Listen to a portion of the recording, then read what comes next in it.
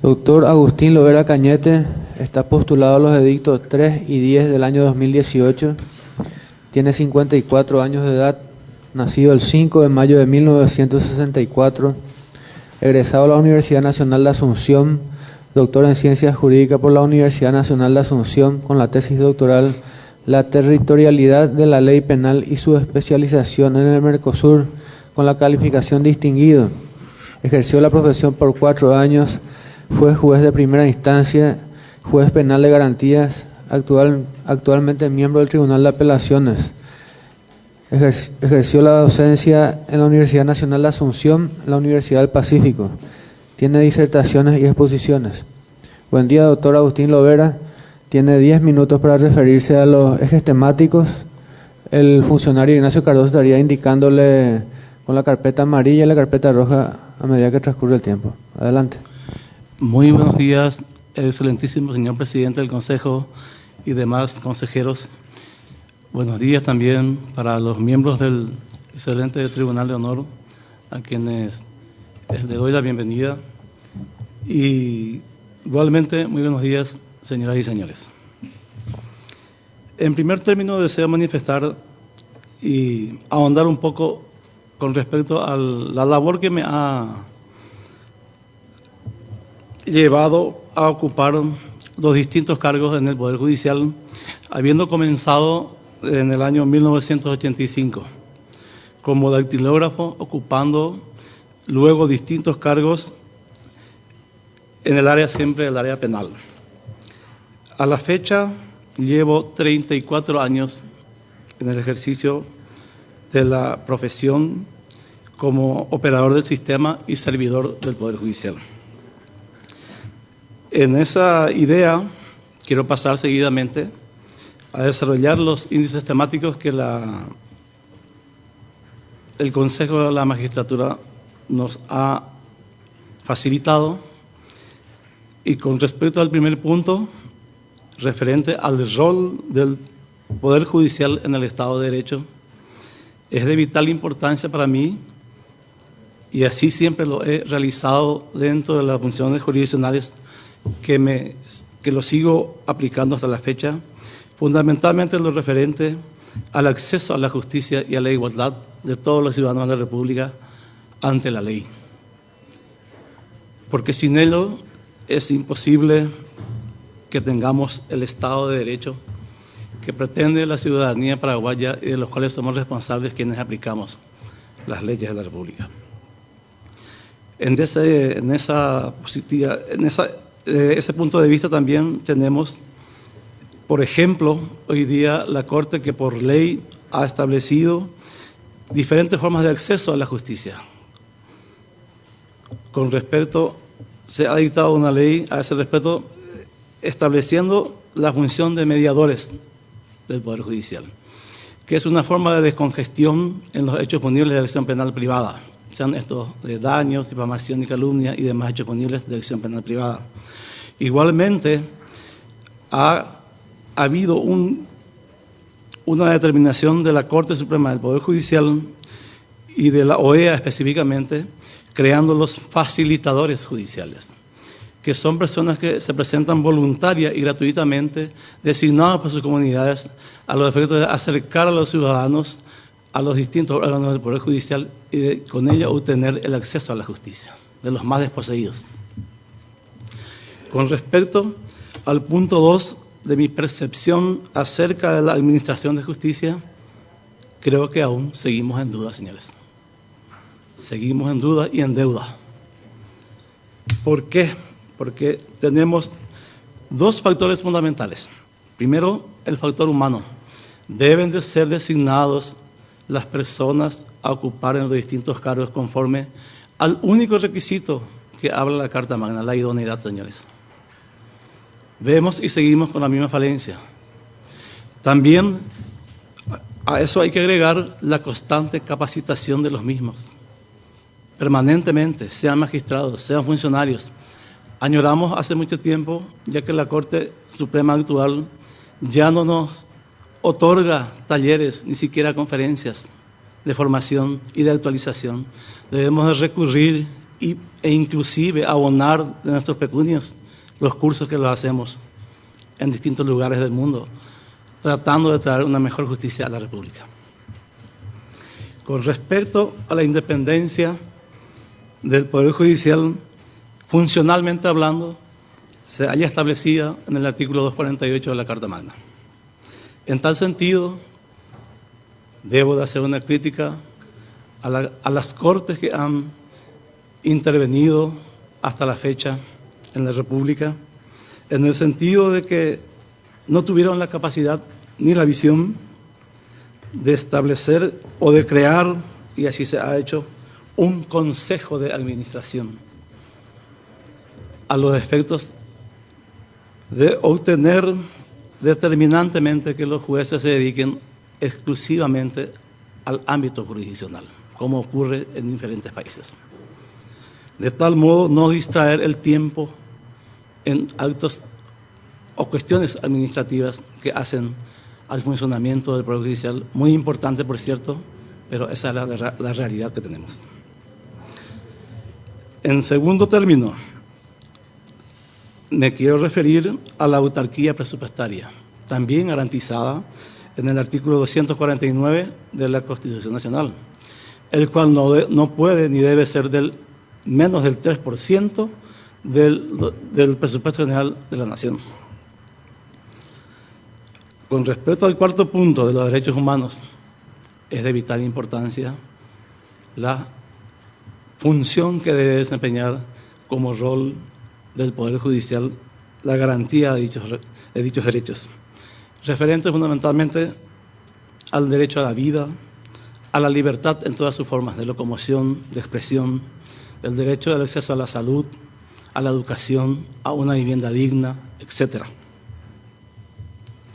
Con respecto a los valores democráticos, para mí es de fundamental importancia que la Corte garantice dentro de ese rol el derecho al sufragio, la igualdad ante la ley y el acceso a la justicia de los más desposeídos. Como quinto punto de la propuesta personal, en caso de acceder al cargo, deseo manifestar de que tomé como puntos fundamentales dos problemáticas que aún no hemos tenido la capacidad de desligarlo definitivamente del Poder Judicial. La morosidad judicial y la corrupción, señores, se hallan tan presentes desde la época en que se ha creado el Poder Judicial como tal. Para tal efecto, considero que se deben de realizar efectivamente auditorías, comenzando por todas las salas de la Corte Suprema de Justicia. Igualmente, dichas auditorías deben de derivarse o aplicarse a todos los tribunales y juzgados de la República, porque la Corte, para mí, debe dar el ejemplo. Yo soy de la idea de que se debe gobernar con el ejemplo. ¿Cómo podemos con esta Corte inoperante, ineficaz y morosa exigir a la ciudadanía el cumplimiento de las leyes y a los inferiores, a los juzgados y tribunales inferiores? No se puede, señores. Igualmente, se debe de potenciar la Dirección General de Auditoría de Gestión, dándole las herramientas necesarias para remover los obstáculos y que cada ciudadano llegue a la justicia en la brevedad posible, gratuita, rápida y eficientemente. Con respecto a la corrupción, debo de manifestar que la Corte también debe velar por la declaración jurada de bienes, tanto de los magistrados como de los funcionarios, que acceden y luego se desligan del Poder Judicial por el vencimiento de su mandato, o por renuncia, o por la causa que fuere. También deseo manifestar que la Contraloría General de la República es la única encargada, conforme a la Constitución y a su rol, la de auditar la gestión tanto del Poder Judicial, y me da un malísimo ejemplo cuando las fiscalías generales solicitan el refugio ante la Corte pidiendo la imposibilidad de que la auditoría la realice la Contraloría General de la República. Cuando sabemos todos que en materia penal son titulares de la acción penal pública, por lo tanto, deberían dar el ejemplo. Por mi parte, es todo y que tengan buenos días. Muchas gracias, doctor. Tiene la palabra los miembros del Tribunal de Honor. Doctor Luis Fernando Sosa Centurión. Buen día, doctor. Buen día, profesor. Solamente aclarar ciertos puntos de su exposición. Actualmente no existe una unidad administrativa, llámese Consejo o Superintendencia para la Administración del Poder Judicial. Existe un consejo, pero dependiente de la Corte Suprema de Justicia y específicamente del Consejo de Superintendencia, otra vez, es el profesor. Cuando usted refiere la aplicación del artículo 249 sobre la fiscalización que habla la Constitución del Poder Judicial y el criterio que adoptó la Corte respecto al Tribunal de Cuentas para el juzgamiento, ¿cuál es su posición? Porque la Corte dice que el que juzga es el que tiene facultad jurisdiccional y competencia constitucional, en este caso el Tribunal de Cuentas. Y el que fiscaliza es la Contraloría Nacional de la República. De llegar a la Corte, ¿cuál sería su criterio? Y mantendría la misma posición de excelencia, pero dejaría que la fiscalización la realice efectivamente la Contraloría General. Gracias. Muchas gracias, doctor. Antes de continuar, quiero informar que seguiremos en vivo a partir de las 11 de la mañana a través de TV Cámara, Radio Nacional del Paraguay y también a través de nuestra página del Consejo, a través de la red social Facebook. Tiene la palabra la doctora Amparo Samaniego Vida Pacielo. ¿Cómo está, doctor? Usted mencionó que si llega a ocupar el cargo en la Corte Suprema de Justicia, potenciaría la capacitación que actualmente no se está prácticamente realizando, ¿verdad? La Corte tiene un organismo que debería hacer eso y que lo hizo al comienzo y muy intensamente, con mucha ayuda externa inclusive, con cursos magníficos, y últimamente no sé lo que estará haciendo, sinceramente. Sé que el Departamento de Investigación, que también depende del CISEP, sí sigue trabajando y sigue haciendo sus publicaciones. De llegar usted a la Corte, ¿potenciaría nuevamente ese intenso trabajo que desarrolló el CISEP en el comienzo? Profesora, absolutamente. Porque he dado mi queja pública al día de la fecha, porque estamos con una Corte ausente de ejemplo y ausente en materia de incentivo a los magistrados que somos de carrera y hemos dedicado toda nuestra vida formándonos dentro y fuera del Poder Judicial. Para mí eso es de vital importancia y desde luego que lo haría profusamente. Muchas gracias, doctora. Tiene la palabra el doctor Raúl Sapena Brugada. Doctor, esa comisión de administración de la que habla, ¿cómo estaría integrada? Porque suponiendo que fueran magistrados, tienen el mismo problema que los ministros de la Corte. Todos son jueces y todos deben dedicarse, según la doctrina, exclusivamente a la parte jurisdiccional. El actual Consejo, mi querido doctor Sapena, no está compuesto por magistrados. Son licenciados en contabilidad y economistas que se dedican exclusivamente a ese rol, pero siempre bajo control y supervisión de la Corte Suprema de Justicia.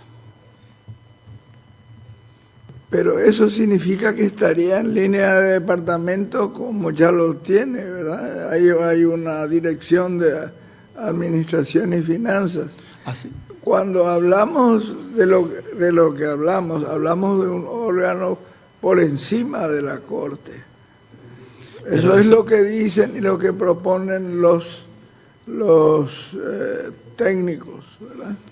Cuando vinieron aquellos técnicos de Países Vascos, decía, hablando en el idioma español de España, que le quitaron la obligación de poner sentencia. O sea, eran ministros de la Corte, por supuesto, cortes numerosas, con suplentes pagados y cosas que nosotros no podemos soñar. ¿Cómo haría usted para cumplir eso?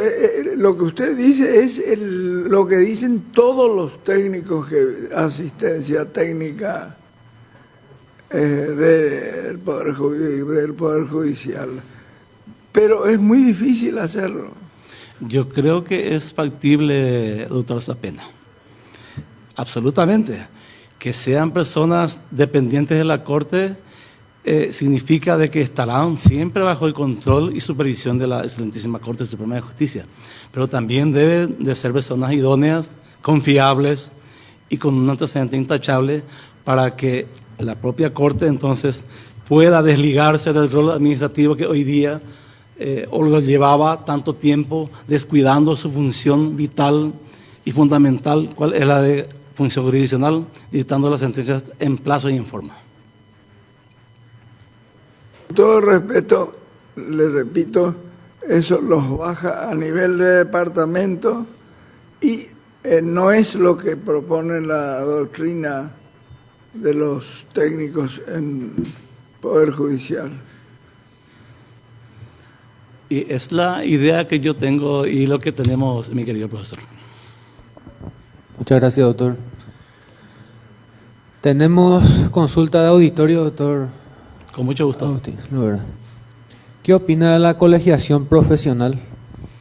Estoy absolutamente de acuerdo con la misma y precisamente el exministro al finado, profesor Oscar Paciello, fue uno de los propulsores de dicha situación de los colegas quienes ejercen el rol profesional en la República y estoy de acuerdo con ello. Muchas gracias, doctor. La siguiente consulta. Ya hemos escuchado algunos discursos principalmente académicos, pero creo que la sociedad necesita y merece soluciones prácticas a corto y mediano plazo. El concepto de la honorabilidad, al parecer, es algo totalmente desconocido en el Paraguay. La consulta. ¿Cómo la sociedad paraguaya debe o puede protegerse contra las barbaridades intelectuales de los magistrados al más alto nivel? Vuelvo a dar un concepto al respecto, estimado presidente, en el sentido de que la sociedad espera mucho del Poder Judicial y fundamentalmente de la Corte Suprema de Justicia. He dicho en esta mañana que yo soy de la idea de que se debe de llevar adelante a la institución con el ejemplo. Y la honorabilidad lo traemos de la familia, del hogar, de la universidad, del concepto que la sociedad tiene de sus jueces y la ciudadanía tiene las instituciones a las cuales puede recurrir. En el caso de los magistrados de la Corte Suprema, tienen, diríamos, la herramienta del juicio político en caso de las barbaridades que se cometieran. Y en el caso de los magistrados estamos sometidos al jurado de enjuiciamiento de magistrados. Muchas gracias, doctor. La siguiente consulta del mismo cuestionario. ¿Usted estaría a favor de que el Poder Judicial trabaje también 8 horas al día, como la mayoría de la sociedad paraguaya? No tendría ningún inconveniente, señor presidente. La siguiente consulta. En su opinión personal, ¿usted cree que los ministros del Tribunal Superior de Justicia Electoral tienen o deben tener el mismo rango que los ministros de la Corte Suprema de Justicia? Yo creo que por el sagrado derecho al sufragio deben tener los mismos las mismas características y roles. La siguiente consulta. Al parecer algunos magistrados ya se creen demasiado independientes. ¿Cómo la sociedad en general puede protegerse de los magistrados que abusan de esa independencia que los postulantes tanto reclaman? Y como le dije, señor presidente y auditorio, la independencia, yo considero, de los jueces, en primer término, debemos de poseer la independencia profesional e intelectual, para luego ello traducido a cumplir y hacer cumplir la Constitución e interpretándola conformemente y, por supuesto, en plazo y en forma para que la ciudadanía pueda ganarse nuevamente el respeto del Poder Judicial. Muy bien, doctor. La siguiente consulta. ¿Cuál es su opinión sobre la anulación de la condena a los 11 campesinos de Curuguaté? Señor presidente, solicito me exonere de esta respuesta porque tengo un pariente fallecido en dicha ocasión. Muy bien, doctor. Tienen la palabra los miembros del Consejo de la Magistratura, el senador nacional Juan Bartolomé Ramírez. Mi saludo nuevamente, buenos días. Un saludo al doctor Agustín Lovera Cañete. Doctor, yo quería consultarle con relación a qué concepto tiene usted de la autarquía presupuestaria del Poder Judicial. Porque entre las preguntas que se le hacen llegar como para que usted pueda desarrollar las ideas, se habla de la independencia del Poder Judicial en el marco de la autarquía presupuestaria. Entonces, si tiene algo que opinar con relación a ese concepto, bien claro, de la independencia del Poder Judicial sobre la base de la autarquía. Con mucho gusto, señor consejero. Efectivamente, he manifestado que para mí es fundamental la autarquía presupuestaria y funcional del Poder Judicial. Funcional, doy por entendido de que el Poder Judicial en tal sentido y en ese concepto es el único que debe y puede administrar bien, en forma o mal, su propio presupuesto, estructuralmente hablando. Pero no pudiendo descuidar o desoír de ninguna manera, prohibir la intervención de la Contraloría General de la República como rol, en su rol de fiscalizador y por supuesto del Tribunal de Cuentas en su rol de juzgador. Muchas gracias, doctor. Tiene la palabra el doctor Adrián Salas Coronel. Buen día, doctor Agustín Lovera Cañete. Según informaciones, es sabido que usted está al día en su despacho.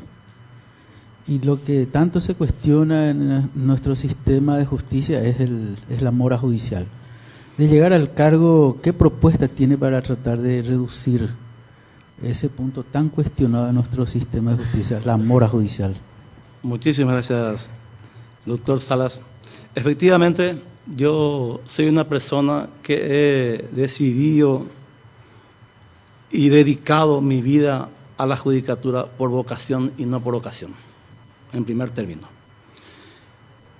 Es más, he dicho siempre, manifestado públicamente, de que he ejercido muy poco el don de docencia universitaria, porque me dedico exclusiva y excluyente y únicamente a mi rol jurisdiccional.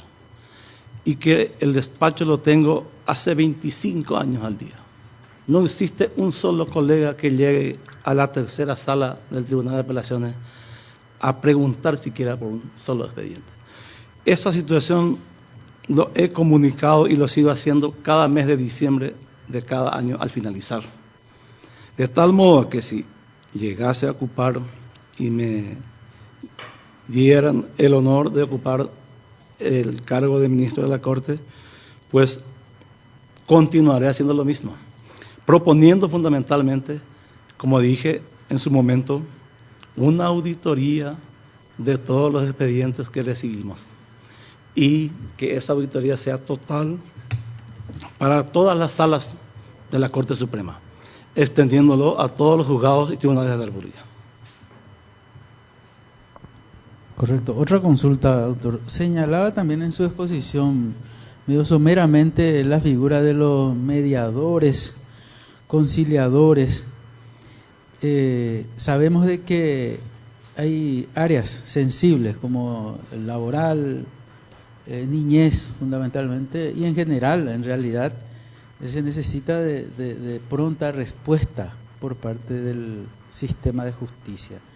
En otros países se ha avanzado mucho con relación a las resoluciones de conflictos antes de llegar al Poder Judicial. ¿Usted cree que con la normativa vigente se puede profundizar, enfatizar en ese ámbito de tratar de solucionar los conflictos antes de llegar a la judicialización, no precisamente para descongestionar el sistema de justicia, sino también dar respuestas más rápidas a los justiciables que de repente necesitan de ese salario, de esa solución inmediata en el ámbito familiar, o necesariamente se tiene que modificar algunas legislaciones para poder avanzar en ese sentido? Yo creo que por el momento se justifica plenamente el caso de los mediadores en materia penal. Y si fuese necesario, la Corte Suprema, en uso de sus atribuciones de la iniciativa legislativa, puede proponer la modificación de dicha ley, ampliando el rol de las mismas para las jurisdicciones correspondientes, sean esta laboral, civil, menor, y con ello descongestionar, por supuesto, y evitar a que lleguemos a la saturación del sistema judicial. Y además de ello, también que todos los ciudadanos más humildes de la República tengan la posibilidad de acceso previo ante los diferentes organismos dependientes del Poder Judicial en toda la República. Muchas gracias, doctor. Tiene la palabra el doctor Cristian Kriskovich. Buen día, doctor Lovera. ¿Qué medidas adoptaría para el control y evitar la corrupción dentro del Poder Judicial? No hablo del aspecto administrativo, sino la corrupción de magistrados y también de funcionarios. En las 2 últimas semanas tuvimos casos muy sonados, muy difundidos, que se referían al actuar de secretarios de tribunales y juzgados. ¿Qué medidas concretas adoptaría en ese sentido? Existen medidas de orden personal o de factor humano, como también medidas de orden legal, doctor Kriskovich, por lo menos en lo que respecta a mi parecer. En tal sentido, he manifestado que las auditorías se tornan inevitables e importantes, pero fundamentalmente también se puede combatir a la corrupción, por ejemplo, estableciendo la oralización de los juicios ante la sala penal y ante los tribunales de apelaciones, la informatización total del Poder Judicial y la implementación del expediente electrónico, como ya está en pleno funcionamiento, por lo menos parcialmente en algunas jurisdicciones. Con ello, absolutamente reduciríamos esa posibilidad de lucha contra la corrupción. Otra consulta, doctor. Usted ya estuvo en terna y fue designado por el Senado y no concluyó el proceso, digamos, normalmente o en forma natural, digamos, por la falta de acuerdo del Poder Ejecutivo.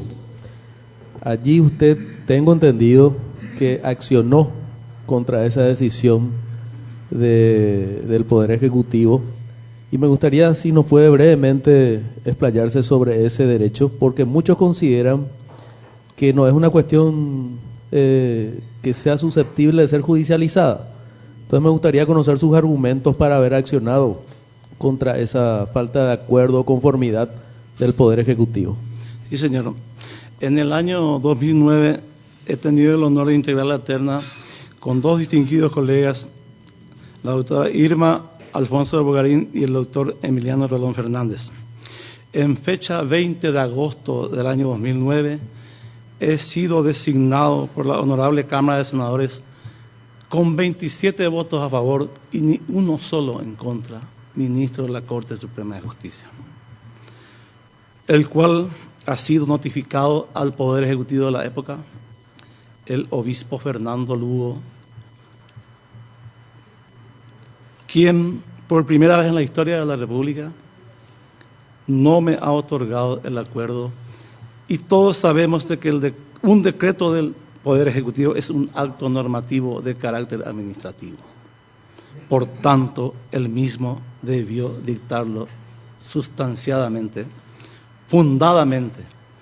Y ese fue, yo no he atacado la facultad del mismo, sino la falta de fundamentación clara y precisa como la norma establece para ese menester, como dar el acuerdo y para no darlos con más razón. Dicho juicio se halla pendiente, mi estimado doctor, hasta la fecha yo sigo aguardando una sentencia positiva o negativa. Imagínense mi situación, concursando de vuelta por el mismo cargo, pero la vida sigue y así lo haré las veces que sea necesario. Muchas gracias, doctor. Tiene la palabra el doctor Carlos Cabrera. Estimado doctor, buenos días. Hay varias resoluciones de la Corte que otorgan inamovilidades a varios magistrados y cada vez eso va más en boga y cada vez en mayor cantidad. En consecuencia, en el caso que usted sea elegido miembro de Corte, se va a encontrar con un equipo prácticamente estable, inamovible. ¿Cómo usted manejaría esa parte de los recursos humanos para implementar estas nuevas ideas que usted está proponiendo, doctor? Yo soy uno de los primeros beneficiarios, diríamos, de la inamovilidad en la judicatura. Voy acordando a partir del mes de noviembre del corriente año mi 6º periodo, señor consejero. De tal modo que considero que he hecho un buen trabajo, humildemente, dentro de la difícil tarea de impartir justicia. Ahora bien, con respecto a la inamovilidad de los magistrados, no tenemos o no existe la inamovilidad definitiva. Para eso están los organismos de control y quienes se salgan o incumplan en mal desempeño de funciones o comisión de delitos, pues está el jurado de enjuiciamiento que debe de responder o ante la cual deben de responder los colegas, tengan inamovilidad o no.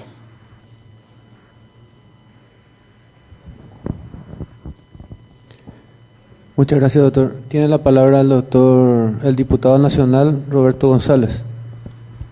Muchas gracias, presidente. Muy buenos días. Buenos días, doctor Agustín Lovera Cañete. Doctor, en la primera parte de su exposición, cuando se refirió a los ejes temáticos, usted dijo más o menos que para usted dos vicios, dos males son fundamentales para que hoy esté como está el Poder Judicial, y habló de la corrupción y la morosidad, entre otros problemas, pero usted destacó estos dos temas fundamentales. En cuanto a la corrupción, yo les traigo un tema bastante conocido por quienes de alguna manera transitamos un poco los pasillos y empotrado precisamente en la Corte Suprema de Justicia. ¿Usted conoce la existencia de una mesa de admisión o admisibilidad de la Corte, donde tenemos que presentar nuestro escrito de acción de inconstitucionalidad? Usted sabe que pasar ese filtro está dado por tener recurso económico. Si usted no tiene recurso económico, su acción de inconstitucionalidad no pasa ese filtro. Primero, usted sabe también de que dentro de una acción de inconstitucionalidad a veces planteamos medida cautelar de urgencia. La Corte a veces otorga esa medida cautelar sin resolver el fondo de la cuestión por años, como su caso que usted acaba de referir. Entonces yo refiero la parte de corrupción que yo conozco, que es cuando la Corte concede una medida cautelar en un caso X, pero nunca resuelve el fondo de la cuestión, porque con la medida cautelar es como que ya resolvió y nunca más, ni el que accionó ya tiene interés de que se resuelva el fondo de la cuestión, porque con la medida cautelar solucionó el problema. Y hay otros colegas que vienen y menciona ese caso y viene a pedir lo mismo y medida cautelar. Entonces, tienen por años y nunca resuelven. ¿Cómo usted va a enfrentar esa situación? Porque usted va a ser parte ya de ese esquema si llega a ser ministro de Corte. Y en cuanto a la morosidad, me releva usted la necesidad de explicar. Su caso es un ejemplo vivo. En el 2009 planteó la inconstitucionalidad y hasta hoy no se le resuelve. Entonces, ¿qué usted haría como parte integrante de esa Corte a la que usted quiere llegar, doctor Agustín Lovera Cañete? Muchas gracias. Con mucho gusto, doctor González. Al respecto, quiero manifestar que tengo pleno conocimiento del invento de dicha sala o escritorio o secretaría de admisibilidad. La misma no se halla prevista en ninguna parte de la ley orgánica de la Corte Suprema. Considero de que si una visión se presenta, deben de acceder inmediatamente los señores ministros a realizar el estudio correspondiente sobre la procedencia o no de los mismos y no delegar ante dicha oficina, como lo he dicho, que es un invento para obtener recaudos económicos, como es de público conocimiento. De tal modo que instaría a los colegas que integren dicha sala su absoluta eliminación y cumplir con el rol para el cual prestamos juramento, cual es la de hacer cumplir la Constitución y cumplir con nuestro rol jurisdiccional en la brevedad posible. Con respecto a las medidas cautelares, tenemos dos posiciones en la Corte. Hemos tenido casos en que un solo ministro de la Sala ha dispuesto particular y personalmente algunas medidas en distintos casos. Sin embargo, en las otras han dispuesto los tres componentes por autointerlocutorio la misma medida. Y nunca han resuelto. Y esa falta de resolución a la cual yo he hecho mención, yo no he sido ni siquiera beneficiado con la medida cautelar y mucho menos con una sentencia que sigo aguardando hace 9 años. Muchas gracias, doctor. Muchas gracias, doctor. Con esto damos por terminada su exposición.